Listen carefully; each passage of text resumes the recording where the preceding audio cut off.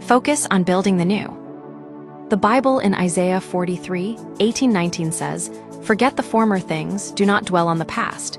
See, I am doing a new thing, now it springs up, do you not perceive it?" The secret of change isn't found in wrestling the past, it's found in building the future. Too many entrepreneurs waste energy replaying what didn't work instead of reimagining what could. The past is a classroom, not a prison. Learn from it, but don't live in it. Every moment you spend fighting the old takes strength away from building the new. If you want growth, redirect your focus.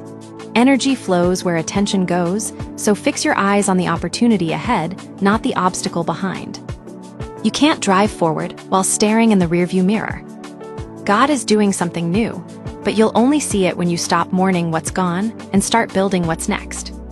Your future is waiting for your full focus, not your regrets.